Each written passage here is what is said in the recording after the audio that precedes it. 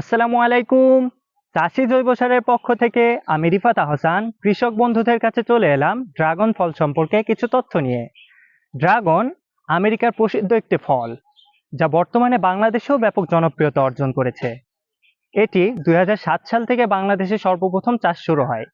Dragon protein, calcium, iron ও উচ্চ fibre সমৃদ্ধ একটি ফল, যা ভক্ষণ মানবদেহে হার্টের জন্য উপকারী এবং শরীরের চর্বি, রক্তের কোলেস্টেরল এবং ডায়াবেটিসের ঝুঁকি কমায়।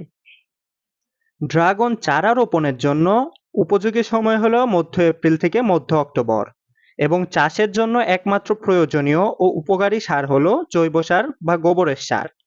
ড্রাগনের প্রতিটি খুঁটিতে যদি 5টি করে চারা লাগানো হয়, তাহলে প্রাথমিক অবস্থায় সেখানে 30 টাকার জৈব সার প্রয়োজন পড়ে, আর রাসায়নিক সার ব্যবহার করলে সেখানে 70 টাকার সার প্রয়োজন পড়ে, যা জৈব সারের মূল্যের চেয়ে দ্বিগুণের বেশি।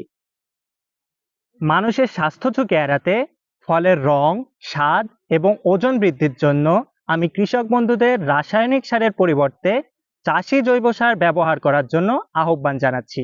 ধন্যবাদ।